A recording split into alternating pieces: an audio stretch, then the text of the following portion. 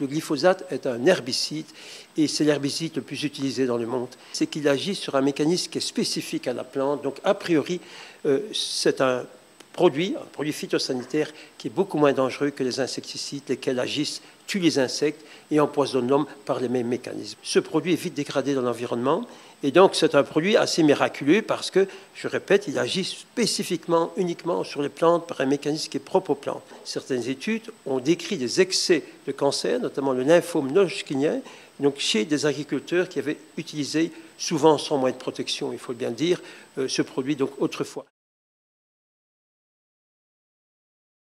Mais on est face à une véritable désinformation en termes de santé publique.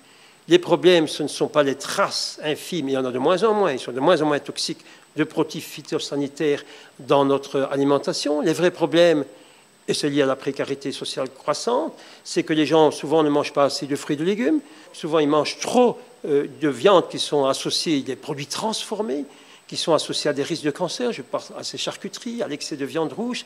Ils mangent également des produits trop cuits avec l'acrylamide. Les risques sont liés à ça. Et qu'est-ce qu'on a comme risque? C'est les cancers du côlon. On a une alimentation dans le monde occidental, mais ça ne touche pas à ça, qui est associée à des risques dans la population générale avérés d'excès de cancer. Mais ce n'est pas les pesticides, les traces. C'est notre mauvaise alimentation, produits transformés par les températures avec des additifs alimentaires qu'on trouve notamment les nitrites, par exemple, les phosphates, toute une série de produits qui sont associés à excès de cancer, obésité, maladies cardiovasculaires, etc., etc. Ce sont des gros tueurs. Hein.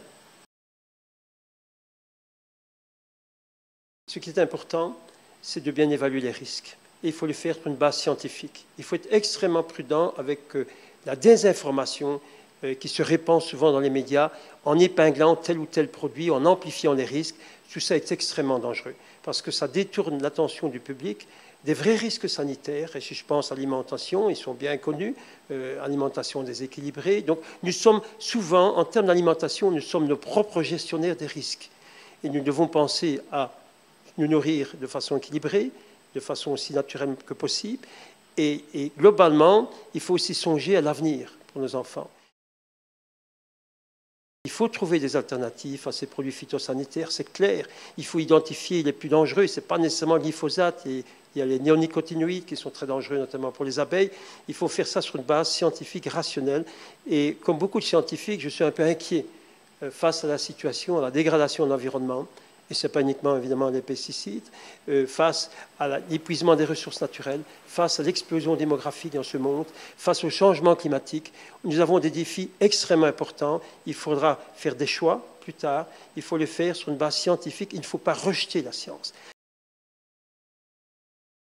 La presse a un rôle important à jouer là. Fournir une information aussi précise que possible et ne pas simplement répercuter des alarmes ou des alertes plutôt qui viennent parfois sans base scientifique. Et quand vous grattez un petit peu dans tous ces dossiers, vous voyez souvent que c'est faible, que les preuves ne sont pas là. Et nous sommes face à des dossiers extrêmement complexes. Et évaluer les risques de contaminants dans l'alimentation, c'est très très difficile parce que vous avez des doses qui sont faibles, vous avez des milliers de substances, comme les polluants dans l'air. Il faut garder aussi cette dernière notion que c'est souvent la dose qui fait le poison.